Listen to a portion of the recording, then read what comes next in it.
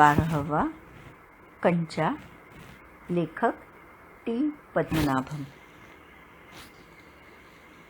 बच्चों, आज हम ऐसे एक बालक की कहानी सीखेंगे जो बहुत ही मासूम था, भोला भाला था, अपने दोस्तों से प्यार करने वाला था।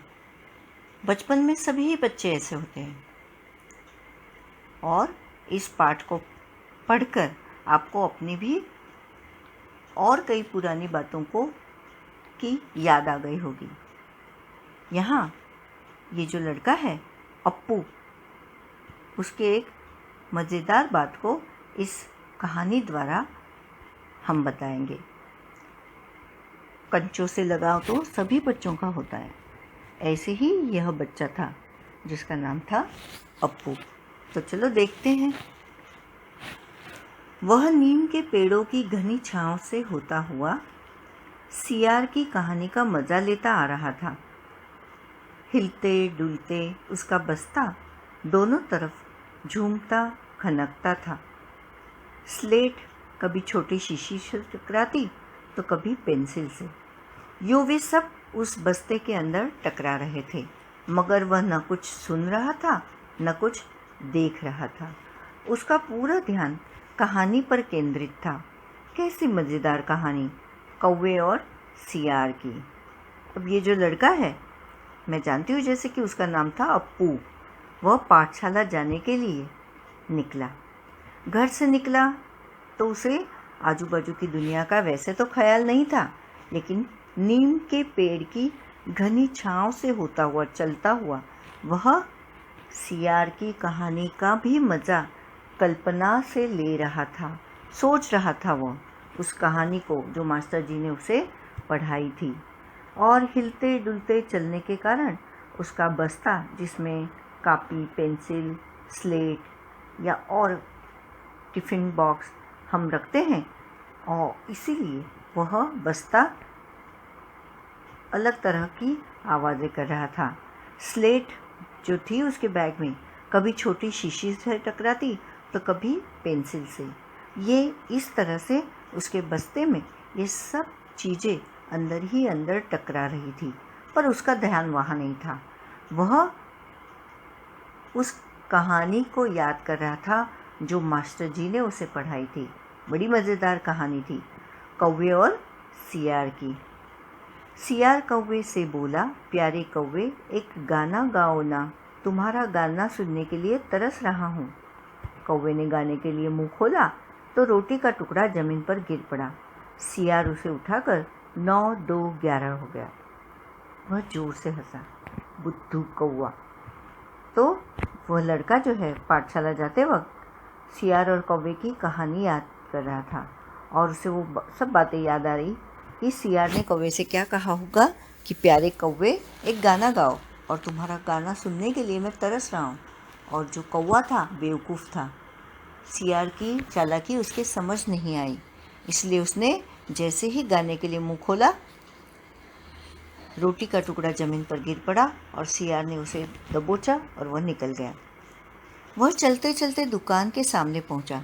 वहाँ अलमारी में कांच के बड़े बड़े जार कतार में रखे थे, लाइन सर। उनमें चॉकलेट, पिपरमिंट और बिस्कुट थे। उसकी नज़र उनमें से किसी पर नहीं पड़ी। क्यों देखे, उसके पिताजी उसे ये चीज़ें बराबर ला देते थे। तो बहुत सारी चीज़ें थे, बिस्किट, पेपरमिंट, चॉकलेट्स, पर उसे इन चीज़ों से कोई लगाव नहीं था। तो उसे किस चीज़ पर से लगाव था? तो एक जार, नया जार वहाँ था जिसमें बराबर कई कंचे रखे थे, और कांच के जार के अंदर से वह इस बच्चे को फुसला रहे थे, अपना ध्यान आकर्षित कर रहे थे। फिर भी एक नए जार ने उसका ध्यान आकृष्ट किया, अपनी तरफ खींच लिया। आकर्षित करना। वह कंधे से लटकते बस्ते का फीता एक तरफ हटाकर उस जार के सामने खड़ा टुकुर टुकुर ताकता रहा। टुकुर टुकुर बड़ी लालसा से। उससे पहले उसने वो यह चीज़ यहाँ नहीं देखी है। रोज़ उसी रास्ते से वह पाठशाला की ओर जाता। और इसके पहले भी दुकान थी, चॉकलेट की, पेपरमिंट की, बिस्किट की बर्नियाँ यानी जार वहाँ पड़े थे, पर कंचे का जार यहाँ पहली बार उसने देखा। पूरे जार में कंचे थे, हरी लकीर वाले बढ़िया सफ़ेद गोल कंचे, बड़े आंवले जैसे। कितने खूबसूरत है, अब तक ये कहाँ थे? अब वो सोच रहा है, शायद दुकान के अंदर। अब दुकानदार ने दिखाने के लिए बाहर रखा होगा। उसके देखते देखते जार बड़ा होने लगा, वह आसमान सा बड़ा हो गया, तो वह भी उसके भीतर आ गया। अब ये जो छोटा बच्चा है, कल्पना के माध्यम से उस कंचों को देखने के लिए मानो उस बरनी के, उस जार के भीतर चला गया हो। इतनी करीबी से वह उन कंचों को देखता रह गया। वहाँ और कोई लड़का तो नहीं था, फिर भी उसे वही पसंद था। छोटी बहन के हमेशा के लिए चले जाने के बाद वह अकेले ही खेलता था। बहुत दुखद घटना उसके साथ हुई थी। उसकी एक छोटी बहन थी जो अब इस दुनिया में नहीं थी। वह अकेला था, वह अकेले ही कंचे खेलता रहता। उसे कंचे खेलना बहुत अच्छा लगता। वह कंचे चारों तरफ बिखेरता मज़े में खेलता रहा। ये क्या है? कल्पना के माध्यम से वह कंचे खेल रहा है। तभी एक आवाज़ आई, लड़के, तू उस जार को नीचे गिरा देगा। वह चौंक उठा। जार अब छोटा बनता जा रहा था। छोटे जार में हरी लकीर वाले सफ़ेद गोल कंचे, छोटे आंवले जैसे। सिर्फ 2 जने वहाँ हैं, मतलब दुकानदार और ये लड़का, वह और बूढ़ा दुकानदार। दुकानदार के चेहरे पर कुछ चिड़चिड़ाहट थी। मैंने कहा ना, जो चाहते हो वह मैं निकाल कर दूँ। वह उदास हो अलग खड़ा रहा। क्या कंचा चाहिए? दुकानदार ने जार का ढक्कन खोलना शुरू किया। उसने निषेध में सिर हिलाया, बताया कि नहीं, मुझे कंचे नहीं चाहिए, क्योंकि उसे पाठशाला भी जाना था और उसके पास कंचा लेने के लिए पैसे न थे। तो फिर सवाल खूब रहा, क्या उसे कंचा चाहिए? क्या चाहिए उसे खुद मालूम नहीं है। जो भी हो, उसने कंचे को छू कर देखा। जार को छूने पर कंचे का स्पर्श करने का एहसास हुआ। उस लड़के ने जार को छुआ और मानो सारे कंचों को उसने अपनी कल्पना से छू लिया। अगर वह चाहता तो कंचा ले सकता था, लिया होता तो। स्कूल की घंटी सुनकर वह बस्ता थामे हुए दौड़ पड़ा। पाठशाला की घंटी बजी।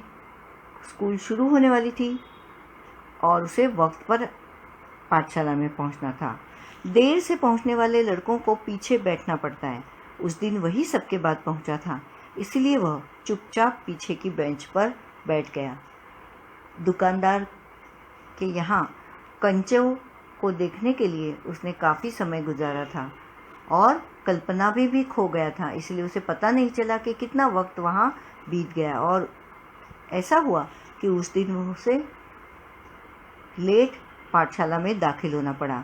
और जो बच्चे लेट आते हैं, देर से पहुँचते हैं, उन्हें हमेशा पीछे की खाली बेंच पर बैठना पड़ता है, तो वह बैठ गया। सब अपनी अपनी जगह पर है। रामन अगली बेंच पर है, वह रोज़ समय पर आता है। तीसरी बेंच के आखिर में मल्लिका के बाद अम्मू बैठी है। जॉर्ज दिखाई नहीं पड़ता। अब जॉर्ज इस लड़के का वह दोस्त है अप्पू का, जो उसके साथ कंचे खेलता, और वो जॉर्ज कंचे खेलने में उस्ताद है। लड़कों के बीच जॉर्ज ही सबसे अच्छा कंचे का खिलाड़ी है। कितना भी बड़ा लड़का उसके साथ खेले, जॉर्ज से मात खाएगा। उसके साथ जो कोई बच्चा कंचे खेलता है, पराजित ही होता है। जॉर्ज को हराना किसी के बस की बात नहीं थी, पर आज वह नहीं आया था। आज वो पाठशाला में नहीं था क्योंकि वह बीमार था। हारने पर यूं ही विदा नहीं हो सकता। हारे हुए को अपनी बंद मुट्ठी जमीन पर रखनी होगी। तब जॉर्ज कंचा चलाकर बंद मुट्ठी के जोड़ों की हड्डी तोड़ेगा। जोरदार कंचा चलाकर वह बंद मुट्ठी पर घाव करेगा। तो ये करना सबको पसंद नहीं था। जॉर्ज तो एक्सपर्ट था, इसीलिए उससे खेलना पराभव को स्वीकार करना ही था। जॉर्ज क्यों नहीं आया? अरे हाँ, जॉर्ज को बुखार है ना। उसे रामन ने यह सूचना दी थी। रामन ने बताया था कि जॉर्ज नहीं आएगा क्योंकि उसकी तबीयत ठीक नहीं, उसे बुखार है। उसने मल्लिका को सब बताया था। जॉर्ज का घर रामन के घर के रास्ते में पड़ता है। अप्पू कक्षा की तरफ ध्यान नहीं दे रहा है मास्टर जी। उसने हड़बड़ी में पुस्तक खोलकर सामने रख ली। मास्टर जी आ गए तब तक, और उन्होंने पढ़ाना शुरू कर दिया था, इसलिए अप्पू ने अपनी पुस्तक खोल ली। रेलगाड़ी का सबक था। पहले से ही मास्टर जी ने बताया था कि आज हम अगला पाठ करेंगे, और वो था रेलगाड़ी का। रेलगाड़ी रेलगाड़ी, पृष्ठ 37। घर पर उसने ये पाठ पढ़ लिया है। मास्टर जी बीच बीच में बेत से मेज ठोकते हुए ऊंची आवाज़ में कह रहे थे, बच्चों, तुम में से कई ने रेलगाड़ी देखी होगी। उसे भाप की गाड़ी भी कहते हैं क्योंकि उसका यंत्र भाप की शक्ति से ही चलता है। भाप का मतलब पानी से निकलती भाप से है। तुम लोगों के घरों के चूल्हे में भी इस तरह वो बता ही रहे थे। जैसे कि बच्चों, हम जानते हैं आजकल जो रेलगाड़ियाँ हैं वो इलेक्ट्रिसिटी यानी बिजली से चलती है, लेकिन कई जगहों पर, गांव में, दूर दराज में कई बार भाप से चलने वाले इंजन भी अभी शायद ही मौजूद होंगे। लेकिन पुराने वक्त ऐसा न था। रेलगाड़ी भाप से चलती थी। दूर दूर तक उसे भाप के सहारे ही चलाया जाता था, और पानी की भाप बनने के लिए किसी ईंधन की ज़रूरत होती है, तो कोयले का इस्तेमाल किया जाता था। अब हम देखें, अप्पू ने भी सोचा रेलगाड़ी। उसने रेलगाड़ी देखी है। छुक छुक, यही रेलगाड़ी है। भाप की भी गाड़ी का मतलब। मास्टर जी की आवाज़ अब कम ऊंची थी। वे रेलगाड़ी के हर एक हिस्से के बारे में समझा रहे थे। पानी रखने के लिए खास जगह है, इसे अंग्रेजी में बॉयलर कहते हैं। यह लोहे का बड़ा पीपा है जिसमें पानी को गर्म कर दिया जाता है, और जो उठने वाली भाप है उसकी शक्ति से रेलगाड़ी चलती है। लोहे का एक बड़ा कांच का जार, उसमें हरी लकीर वाले सफ़ेद गोल कंचे, बड़े आंवले जैसे। जॉर्ज जब अच्छा होकर आ जाएगा तब उससे कहेगा। उस समय जॉर्ज कितना खुश होगा। सिर्फ वे दोनों खेलेंगे और किसी को साथ खेलने नहीं देंगे। कंचों की दुनिया में अप्पू इतना खो गया था कि मास्टर जी की तरफ उसका ध्यान बिल्कुल भी नहीं था। और मास्टर जी तो मास्टर जी है। उन्होंने तुरंत भांप लिया। पता चला उन्हें कि अप्पू का ध्यान कहीं और है। उसके चेहरे पर चौक का एक टुकड़ा आ गिरा। अनुभव के कारण वह उठकर खड़ा हो गया। मास्टर जी गुस्से में हैं।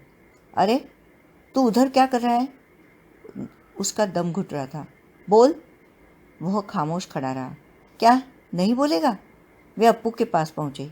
सारी कक्षा सांस रोके हुए उसी तरफ देख रही थी। उसकी घबराहट बढ़ गई। मैं अभी किसके बारे में बता रहा था? कर्मठ मास्टर जी उस लड़के का चेहरा देखकर समझ गए कि उसके मन में और कुछ है।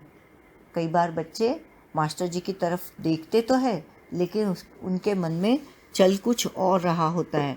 और ये जो मास्टर जी है, अपने पढ़ाने के इतने कारण के अनुभव से जान गए कि ये जो लड़का है अप्पू, वह कुछ और ही सोच रहा है।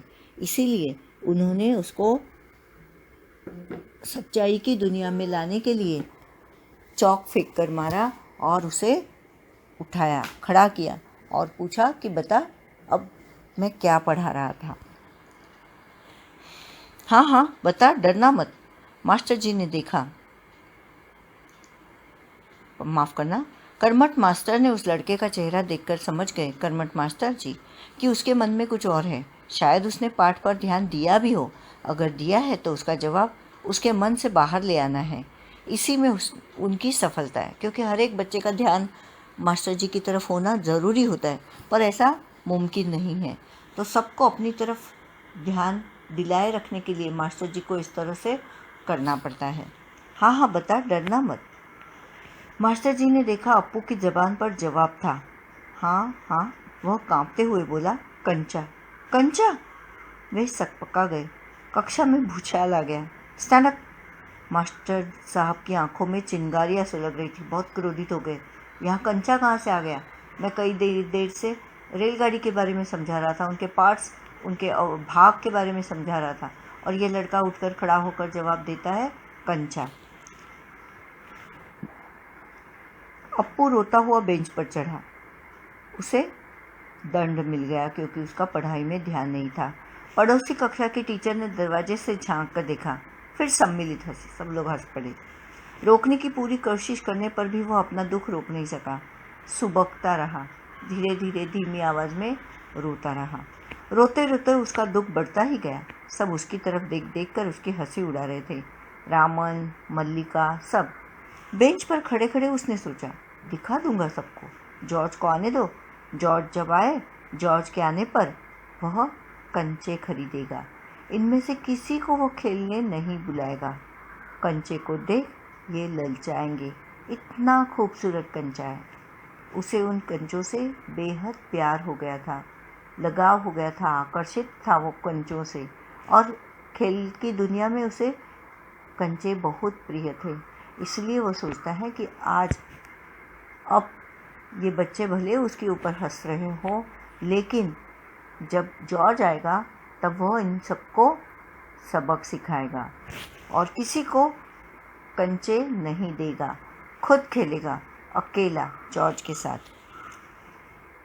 हरी लकीर वाले सफ़ेद गोल कंचे, बड़े आंवले जैसे। तब शक हुआ, कंचा मिले कैसे? क्या मांगने पर दुकानदार देगा?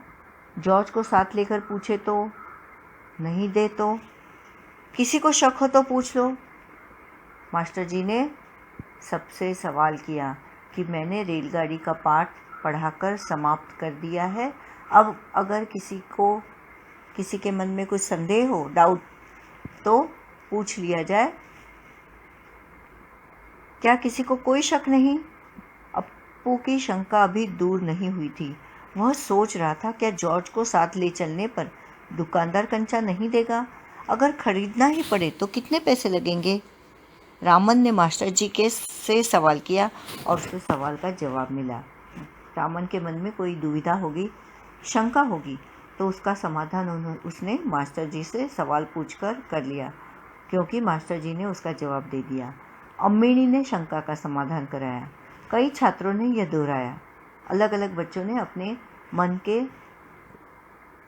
किसी सवाल को मास्टर जी के सामने पेश किया और मास्टर जी ने उन सभी सवालों का हल कर लिया। अप्पू, क्या सोच रहे हो? मास्टर जी ने पूछा। पूछ लो ना, शंका क्या है? शंका ज़रूर है। क्या जॉर्ज को साथ ले चलने पर दुकानदार कंचे देगा? नहीं तो कितने पैसे लगेंगे? क्या 5 पैसे में मिलेगा? 10 पैसे में?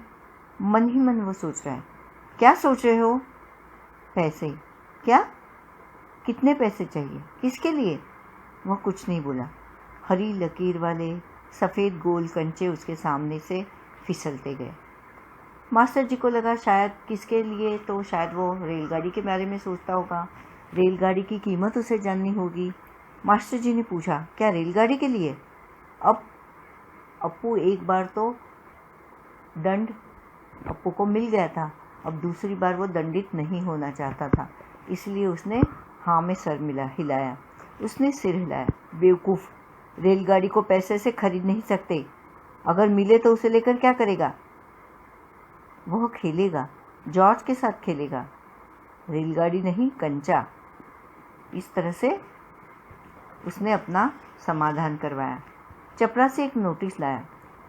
मास्टर जी ने कहा, जो फीस लाए हैं वे ऑफिस जाकर जमा कर दे। बहुत से छात्र गए।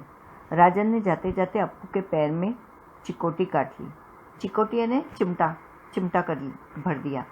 उसने पैर खींच लिया। उसे याद आया, उसे भी फीस जमा करनी है। पिताजी ने उसे 1.5 रुपया इसके लिए दिया है। उसने अपनी जेब टटोल कर देखा। 1 रुपये का नोट और 50 पैसे का सिक्का। वह बेंच से उतरा। किधर? मास्टर जी ने पूछा। उसके कंठ से खुशी के बुलबुले उठे। फीस देनी है। फीस मत देना, मास्टर ने कहा। वह झिझकता रहा। On the bench. वह बेंच पर चढ़कर रोने लगा। क्या भविष्य में कक्षा में ध्यान से पढ़ेगा? ध्यान दूंगा। वह दफ्तर गया। दफ्तर में बड़ी भीड़ थी। बच्चों, एक एक करके आओ, क्लर्क बाबू बता रहे हैं। पहले मैं आया हूँ। हाँ, मैं ही आया हूँ। मेरे बाकी पैसे? इस शोरगुल से अप्पू दूर खड़ा रहा। अब हम इस पाठ के द्वारा ये तो नहीं जान सकते कि फीस नहीं देनी है। शायद इस पाठ के अंतिम चरण में बताया है कि अप्पू के पिताजी नहीं रहे थे, उनका निधन हो चुका था। उनकी माता ही उसके लिए सर्वस्व थी। तो जब वह ऑफिस तो पहुंच गया, लेकिन उसने पैसे जमा नहीं किए जो उसकी माताजी ने उसे दिए थे। रामन ने फीस जमा की, मल्लिका ने जमा की। अब थोड़े से लड़के ही बचे। वह सोच रहा था, जॉर्ज को साथ लेकर चलूँ तो देगा ना? शायद दे, नहीं तो कितने पैसे लगेंगे? 5 पैसे, 10 पैसे। हरी लकीरों वाले गोल सफ़ेद कंचे। वो कंचों की दुनिया में इतना खो गया था कि उसे बाकी दुनिया की खबर न थी। पूरी तरह से वो उसमें घुल मिल गया था। घंटी बजने पर फीस जमा किए हुए सभी बच्चे उधर से चले। वह भी चला, मानो नींद से जागकर चल रहा हो। क्या सब फीस जमा कर चुके? कक्षा छोड़ने के पहले मास्टर जी ने पूछा। वह नहीं उठा। शाम को थोड़ी देर इधर उधर टहलता रहा। लड़के गीली मिट्टी में छोटे गड्ढे खोदकर कंचे खेल रहे थे। वह उनके पास नहीं गया। वो जानता था कि उसे इतने सुंदर कंचों से अकेले खेलना है। फाटक के सिंखचे थामे लोहे के जो बार होते हैं बड़े बड़े, वह थामकर उसने सड़क की तरफ देखा। वहाँ उस मोड़ पर दुकान है। दुकान में अलमारी। बाहर खड़े खड़े छू सकेगा। अलमारी में शीशे के जार है। उनमें एक जार में पूरा बस्ता कंधे पर लटकाए व चलने लगा। पाठशाला से छूटने के बाद उसके मन में सिर्फ और सिर्फ कंचों के बारे में ख्याल था। वह सोचता है कि वह मोड़ की दुकान पर जाएगा और कंचों को छुएगा। बस्ता कंधे पर लटकाए व चलने लगा। दुकान नज़दीक आ रही है। उसकी चाल की तेज़ी बढ़ी। वह अलमारी के सामने खड़ा हो गया। दुकानदार इस बच्चे से वाकिफ़ था। सुबह भी पाठशाला जाने के पहले कंचे खरीदना चाहने के कारण वो खरीदना चाहता था, पर उस वक्त उसने कुछ भी नहीं किया। उसके पास वैसे पैसे नहीं थे और वह पाठशाला चला गया। पाठशाला जाने में उसे देर हो गई। अब वही लड़का पाठशाला छूटने के बाद फिर कंचों के मोह से दुकान में हाजिर था। दुकानदार हंसा। उसे मालूम हुआ कि दुकानदार उसके इंतज़ार में है। वह भी हंसा। कंचा चाहिए है ना? उसने सिर हिलाया। दुकानदार जार का ढक्कन जब खोलने लगा तब अप्पू ने पूछा, अच्छे कंचे हैं ना? बढ़िया, फर्स्ट क्लास कंचे। तुम्हें कितने कंचे चाहिए? कितने चाहिए? उसने जेब में हाथ डाला। 1 रुपया और 50 पैसे हैं। उसने वह निकाल कर दिखाया। दुकानदार चौंका।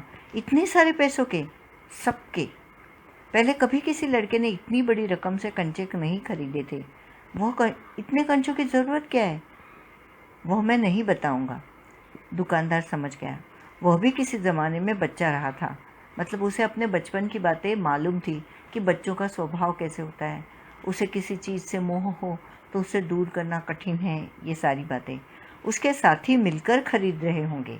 दुकानदार ने सोचा कि सब बच्चों ने मिलकर अपने पैसे इस बच्चे के पास दिए होंगे और वह सब बच्चों की तरफ से एक साथ एक बार में इतने सारे कंचे खरीदना चाहता है। यही उनके लिए खरीदने आया होगा। वह कंचे खरीदने की बात जॉर्ज के सिवा और किसी को बताना नहीं चाहता था। दुकानदार ने पूछा, क्या तुम्हें कंचा खेलना आता है? वह नहीं जानता था। तो फिर कैसे कैसे सवाल पूछ रहा है?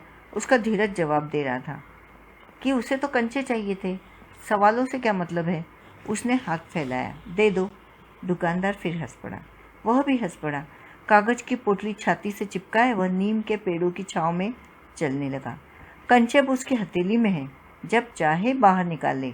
उसने पोटली हिलाकर देखा।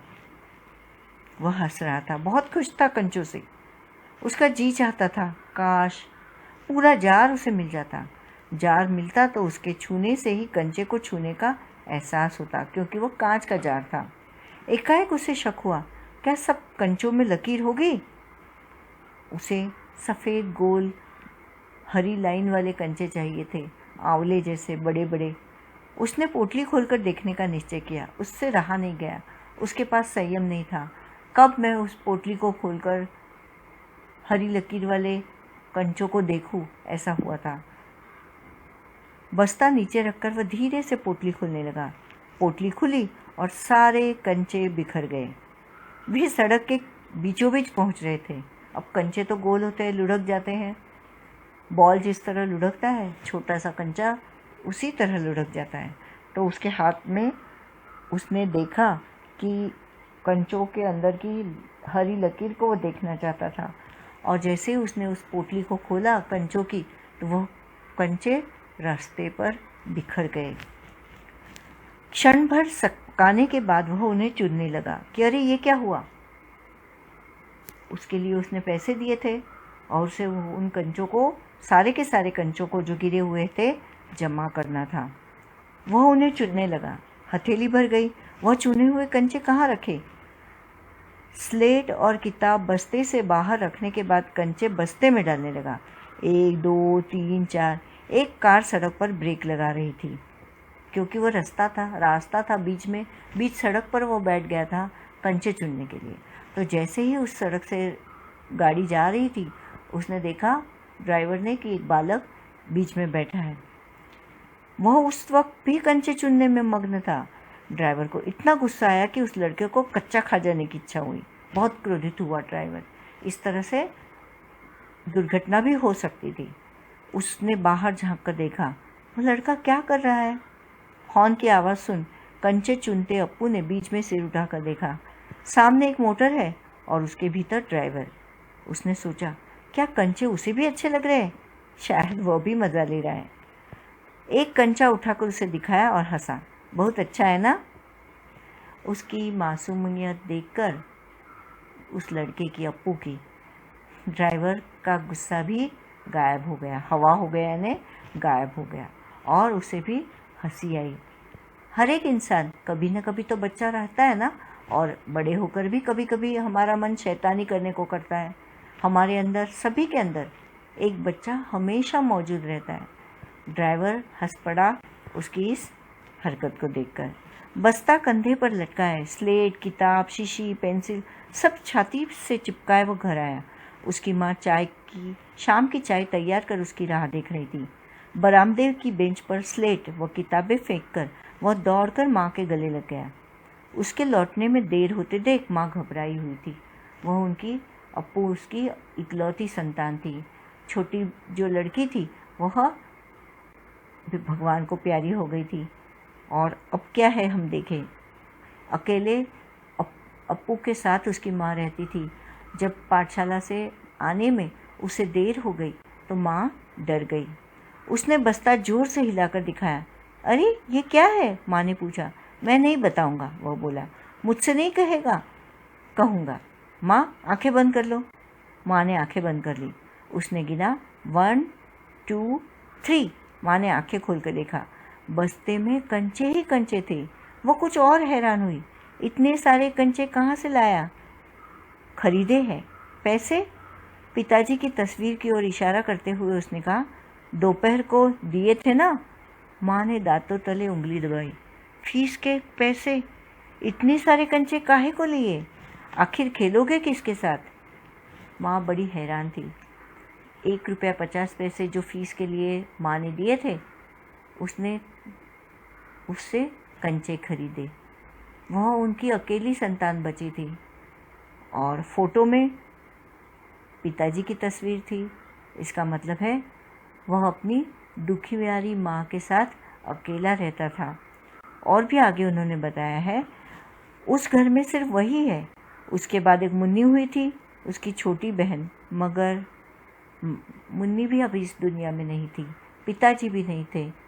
माँ अपने इस छोटे से बच्चे को खुश रखना चाहती थी, इसलिए उसने अप्पू को बिल्कुल नहीं डांटा। मगर माँ की पलकें भीग गई। उसकी माँ रो रही है। अप्पू नहीं जान सका कि माँ क्यों रो रही है। क्या कंचा खरीदने से? ऐसा तो नहीं हो सकता। तो फिर उसकी आंखों के सामने बूढ़ा दुकानदार और कार का ड्राइवर खड़े खड़े हंस रहे थे। वे सब पसंद करते हैं, सिर्फ माँ को कंचे क्यों पसंद नहीं आए? मतलब दुकानदार भी हंस पड़ा था, ड्राइवर भी हंस पड़ा गाड़ी का, तो फिर माँ क्यों नहीं हंस रही, माँ क्यों रो रही है? उसकी समझ में कुछ बात नहीं आई। शायद कंचे अच्छे नहीं हैं। बस्ते से आंवले जैसे कंचे निकालते हुए उसने कहा, बुरे कंचे हैं, है ना? नहीं, अच्छे हैं, देखने में बहुत अच्छे लगते हैं ना? बहुत अच्छे लगते हैं। वह हंस पड़ा। उसकी माँ भी हंस पड़ी। आंसू से गीले माँ के गाल पर उसने अपना गाल सटा दिया। अब उसके दिल से खुशी छलक रही थी। धन्यवाद। कहानी से पहला सवाल है, कंचे जब जार से निकलकर अप्पू के मन की कल्पना में समा जाते हैं तब क्या होता है? कंचे जब जार से निकलकर अप्पू के मन की कल्पना में समा जाते हैं तब वह हर समय कंचों के बारे में ही सोचता रहता है। कंचे का जार उसे आसमान जितना विशाल होता हुआ दिखाई देता है। वह खुद को भी जार में पाता है। उसे हरी लकीर वाले सफ़ेद गोल कंचे दिखाई दे रहे थे। पढ़ते वक्त भी गुरुजी के सवाल का जवाब उसने कंचे ही दिया। आंवले सा गोल हरी लकीर वाला कंचा ही उसके दिमाग में पूरी तरह से छा गया था और इसीलिए उसको गुरुजी से डांट भी खानी पड़ी और बेंच पर खड़ा होना पड़ा। इस प्रकार दंडित होने पर भी उसके मन में कंचे ही छा गए थे। सवाल दूसरा, दुकानदार और ड्राइवर के सामने अप्पू की क्या स्थिति है? वे दोनों उसको देखकर पहले परेशान होते फिर हंसते हैं। कारण बताइए। दुकानदार व ड्राइवर के सामने अप्पू एक छोटा बच्चा है जिसकी अपनी खुशहाली भरी दुनिया है। दुकानदार ने उसे देखा तो परेशान हो गया क्योंकि उसने यानी अप्पू ने एक भी कंचा नहीं खरीदा था और जब उसने कंचे खरीदे तो दुकानदार हंस पड़ा क्योंकि यही सच्चाई है कि बच्चों को कंचों से मोह होता है। दूसरी बार जब अप्पू के कंचे सड़क पर बिखर गए तो ड्राइवर हैरान रह गया। सड़क के बीचों बीच गाड़ियों की परवाह किए बिना कंचे जमा कर रहे अप्पू को उसने देखा। जब अप्पू ने उसे अपना कंचा दिखाया तो वो भी हंसने लगा। शायद अप्पू का बचपना देखकर या अपने बचपन को याद कर अप्पू की मासूमियत पर वह हंसा होगा। सवाल तीसरा, मास्टर जी की आवाज़ अब कम ऊंची थी। वे रेलगाड़ी के बारे में बता रहे थे। मास्टर जी की आवाज़ धीमी क्यों हो गई होगी? लिखिए। शुरुआत में पढ़ाते वक्त मास्टर जी की आवाज़ ऊंची थी। बच्चों को शांत कर उन्होंने पढ़ाना शुरू किया। जब पूरी कक्षा के बच्चे शांत हुए तो उन्होंने अपना स्वर धीमा कर दिया। कहानी से आगे।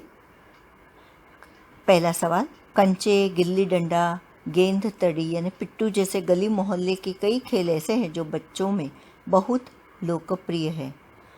आपके इलाके में ऐसे कौन कौन से खेल खेले जाते हैं? उनकी एक सूची बनाई है। उत्तर, हमारे इलाके में अब चोर police, cricket, kho kho, volleyball, tennis आदि खेल खेले जाते हैं।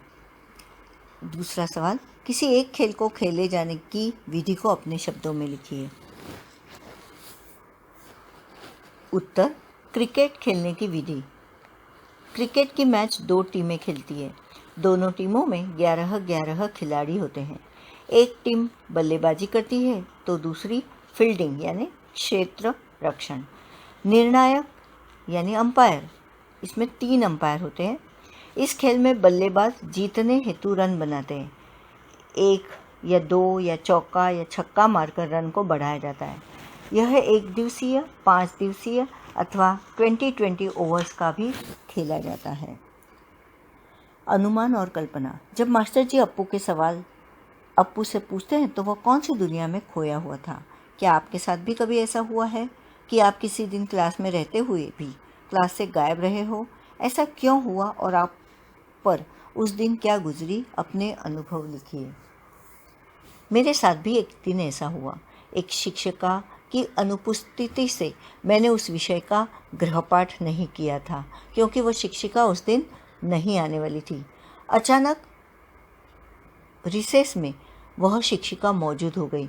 गुरुजी पढ़ा रहे थे और मैं उस शिक्षिका का मुकाबला कैसे करूं, इसी सोच में लगी रही और गुरुजी ने कक्षा में ध्यान न होने के कारण मुझे कक्षा से बाहर कर दिया।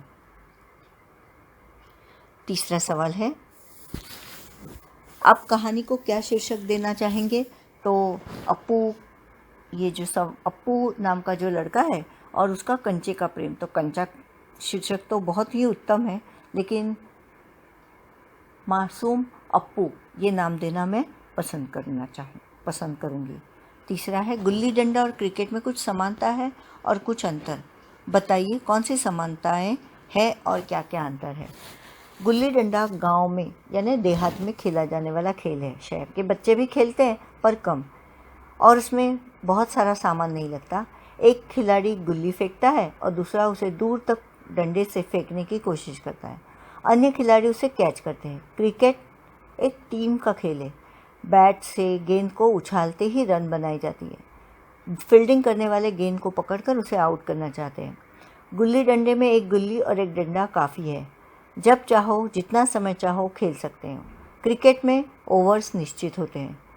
क्रिकेट ये खेल अन्य देशों में भी लोकप्रिय है। भाषा की बात, नीचे दिए गए वाक्यों में रेखांकित मुहावरे किन भावों को प्रकट करते हैं? इन भावों से जुड़े दो दो मुहावरे बताइए और उनका वाक्य में प्रयोग कीजिए। पहला है, माँ ने दांतों तले उंगली दबाई। दांतों तले उंगली दबाना, आश्चर्यचकित होना।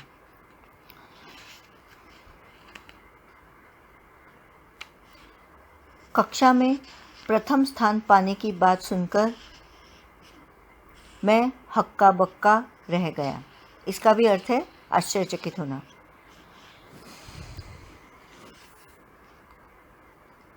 और है, सांस रोकना, विस्मित होना। जादूगर के खेल देखकर मैं विस्मित हो गया। विशेषण, दूसरा 2 नंबर का सवाल है। कभी कभी एक से अधिक शब्दों के भी होते हैं। नीचे लिखे वाक्यों में रेखांकित हिस्से क्रमशः रकम और कंचे के बारे में बताते हैं, इसलिए वे विशेषण हैं।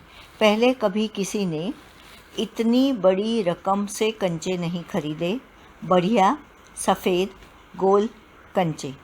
इसी प्रकार के कुछ विशेषण नीचे दिए गए हैं, इनका प्रयोग कर वाक्य बनाएं।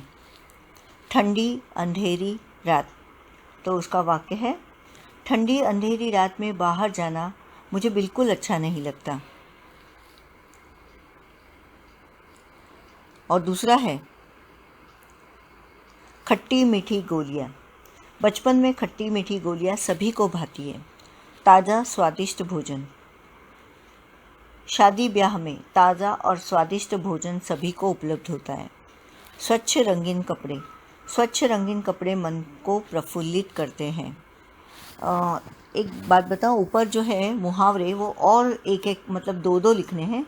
तो एक है प्राण सूख जाना, तो वो है सामने शेर देखकर शिकारी के प्राण सूख गए, और सांस रोके हुए यानी प्राण सूख जाना। दिल धड़कना, परीक्षा का नतीजा हाथ आते ही राजू का दिल धड़कने लगा। अभी कुछ करने को बच्चों को ये करना है। मुंशी प्रेमचंद की कहानी ईदगाह खोजकर पढ़िए।